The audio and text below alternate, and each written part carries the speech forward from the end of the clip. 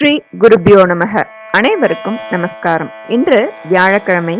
குரு தட்சிணாமூர்த்தி வழிபாடு பற்றியும் அதனால கிடைக்கக்கூடிய அதிசய அபூர்வ பலன்களை பற்றியும் ஆதிசங்கரர் இயற்றிய ஸ்ரீ தட்சிணாமூர்த்தி ஸ்தோத்திரம் இந்த பதிவுல பார்க்கலாம். மேலும் பொதுவாக 4 சீடர்களோடையே தட்சிணாமூர்த்தி காட்சி தருவார். ஆனா 14 சீடர்களோட குரு தட்சிணாமூர்த்தி காட்சி தரக்கூடிய ஒரு அபூர்வ கோயிலை பற்றியும் இந்த பதிவுல நாம தெரிந்து கொள்ளலாம். சிவபெருமானின் 64 ரூபங்களில் ஒருவர் குரு தட்சிணாமூர்த்தி. அவருக்கு மிக சிறப்பான பல அரிய ஆற்றல்கள்லாம் உண்டு. குருவுக்கெல்லாம் குருவாக திகழும் குரு தட்சிணாமூர்த்தியை வணங்கினால் வாழ்வில் சிறந்து விளங்கலாம், ஞானத்தில் சிறந்து விளங்கலாம் என்பது நிச்சயம். நவகிரகங்களுக்கும் தேவர்களுக்கும் அதிபதியாக விளங்கும் குரு தட்சிணாமூர்த்தியை சரணடைந்தால் இருக்கின்ற அத்தனை தோஷங்களும் தவிடு பொடியாகும் என்பது நம்பிக்கை. குரு என குறிப்பிடப்படுவதால் நம்மில் பெரும்பாலானோர் தட்சிணாமூர்த்தியும் குரு பகவானும் ஒன்று என்றே நினைத்துக் கொண்டிருக்கிறோம். ஆனால் ஒருவர் ஞானகுரு, மற்றொருவர் நவகிரக குரு என்பது பல பேர் அறிவதில்லை. அதை பற்றியும் நம்ம இந்த பதிவுல பார்க்கலாம். நவகிரகங்கள் என்பது இறைவன் இட்ட கட்டளையை கடமையை செய்யக்கூடிய 9 கோள்கள். அவற்றில் ஒருவர் தான் குரு பகவான் பிரகஸ்பதி. சிவன் கோவிலில் தென்முகம் பார்த்து அருள்பாலிப்பவர் தட்சிணாமூர்த்தி. இவர் எப்போதும் தியானத்தில் ஆழ்ந்திருப்பார். தட்சிணாமூர்த்தி என்பவர் ஞானகுரு. அவருக்கு விருப்பமான நிறம் வெண்மை. அதனால் அவர் வெண்ணிற ஆடையிலேயே அருள்பாலிப்பார். ஸ்வேதாம்பரம், ஸ்வேதம்ன்றது வேதத்துல குறிப்பிடப்பட்டிருக்கு. அதாவது ஸ்வேதம்னா வெண்மை அப்படின்றது பொருள். இவர் சிவபெருமானுடைய ரூபம். சனகாதி முனிவர்களுக்கு வேதாகமத்தை உபதேசிக்கும் குருவின் உருவமா தட்சிணாமூர்த்தி கல்லால மரத்தின் அடியில அமர்ந்திருக்க கூடியவர். இவர் ஞானகுரு அல்லது ஆதிகுரு அப்படின்னு அழைக்கப்படுறார். ஞானம் வேண்டி தட்சிணாமூர்த்தி முன் நாம் தியானத்தில் அமர்ந்து வழிபடலாம். அதே சமயம் ஞானத்தை வேண்டுபவர்களுக்கு வியாழக்கிழமை தான் உகந்தது என்று இல்லை. எந்த கிழமையானாலும் அவருக்கு உகந்ததே. நவகிரகங்களில் இருக்கக்கூடிய குரு பகவானோ வடக்கு திசை நோக்கி வீற்றிருப்பார். இவருக்கு உகந்த நிறம் மஞ்சள்.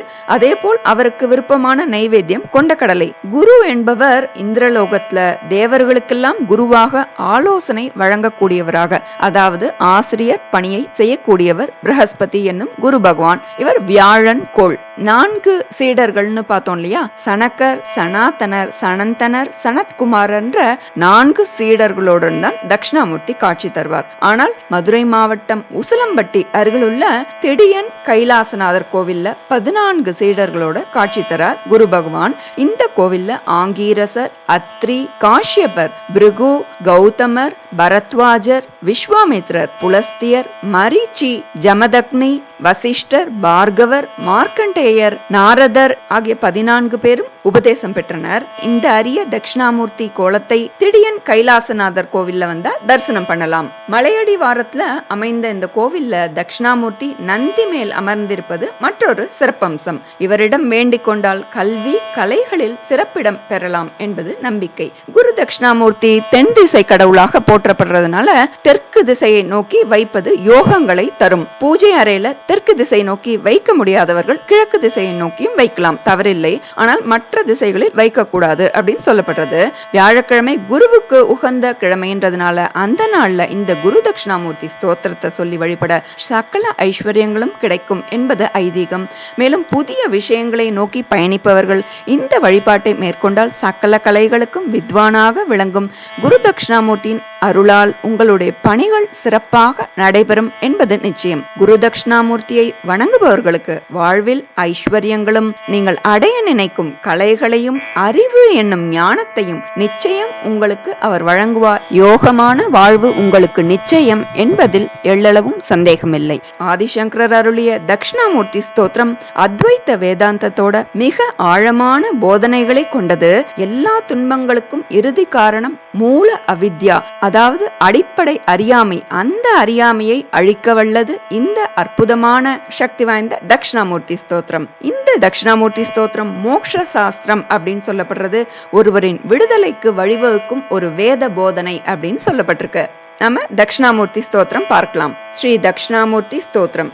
ஓம் மௌனவ்யாக்யா பிரகடித பரபிரம்ம தத்வம் யுவானம் வர்சிஷ்டாந்தே வசத் ரிஷிகணைஹி ஆவ்ருதம் பிரம்மனிஷ்டைஹி आचार्येन्द्रं करकलित चिन्मुद्रमानन्दरूपं स्वात्मा रामम् उदितवदनं दक्षिणामूर्तिमीडे वटविटपि समीपे भूमिभागे निषन्नं सकलमुनिजनानां ज्ञानदातारमारात् त्रिभुवनगुरुमीशं दक्षिणामूर्तिदेवं जननमरणदुःखच्छेद दक्षं नमामि। चित्रं वटतरोर्मूले वृद्धा शिष्या गुरुर्युवा गुरोस्तु मौनं व्याख्यानं शिष्यास्तु छिन्न संशयाः निधये सर्वविद्यानां भिषजे भवरोगिणां गुरवे सर्वलोकानां दक्षिणामूर्तये नमः।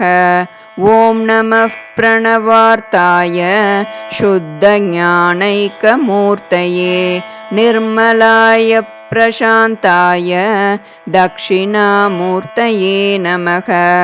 गुरुर्ब्रह्मा गुरुर्विष्णुः गुरुर्देवो महेश्वरः गुरुर्साक्षात् परब्रह्म तस्मै श्रीगुरवे नमः।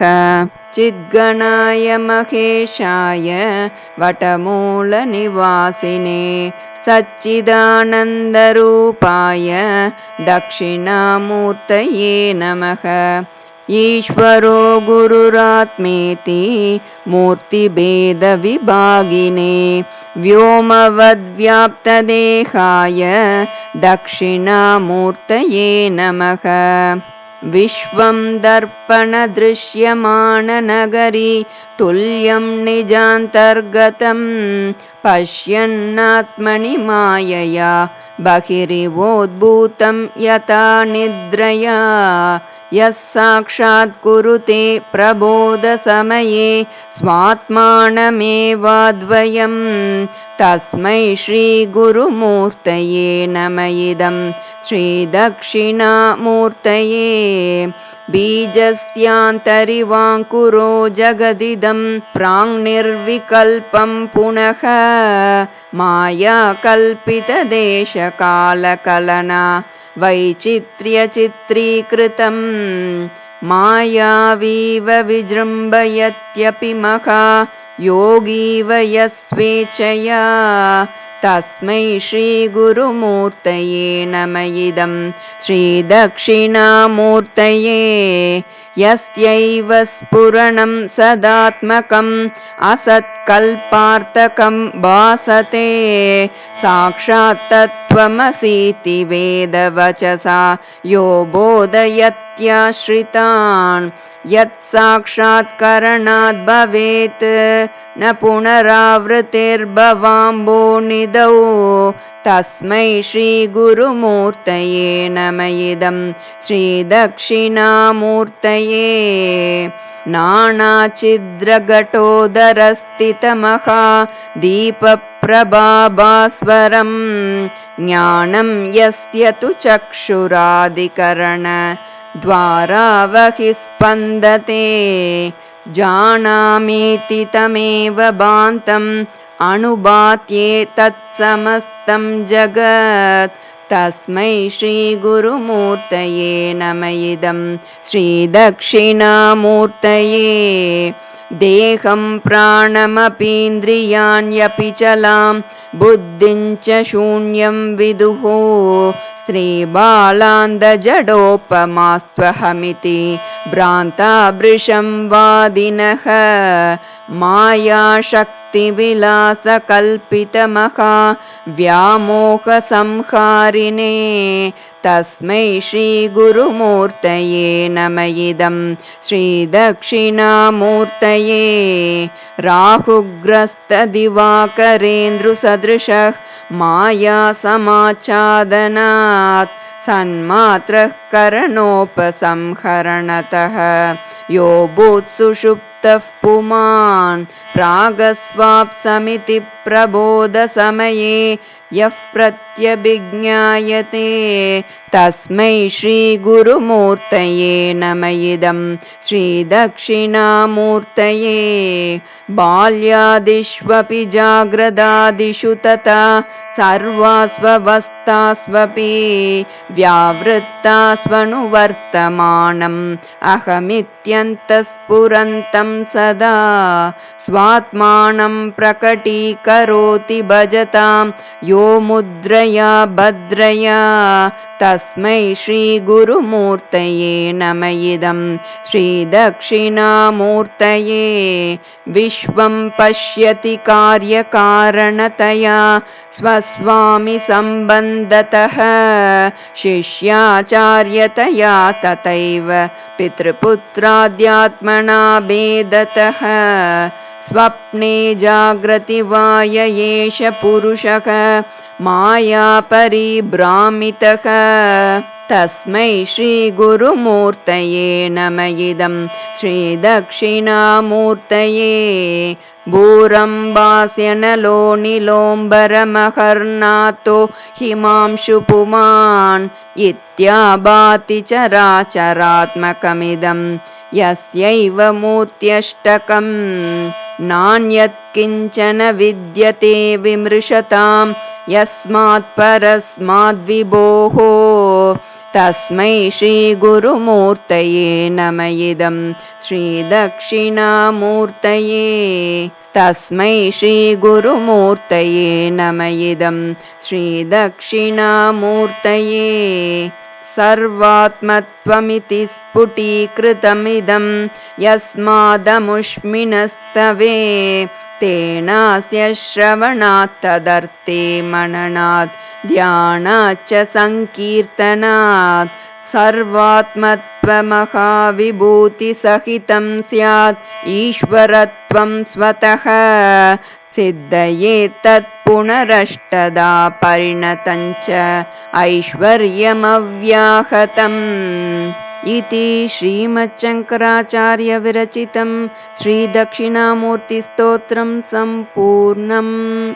இந்த ஸ்ரீ குரு தட்சிணாமூர்த்தி ஸ்தோத்திரத்தை பாராயணம் செய்தோ அல்லது கேட்டோ குரு தட்சிணாமூர்த்தியை வணங்குபவர்களுக்கு வாழ்வில் ஐஸ்வர்யங்களும் நீங்கள் அடைய நினைக்கும் கலைகளையும் அறிவு என்னும் ஞானத்தையும் நிச்சயம் உங்களுக்கு அவர் வழங்குவார். யோகமான வாழ்வு உங்களுக்கு நிச்சயம் என்பதில் ஐயமில்லை. ஸ்ரீ குருபியோ நமக. நமஸ்காரம்.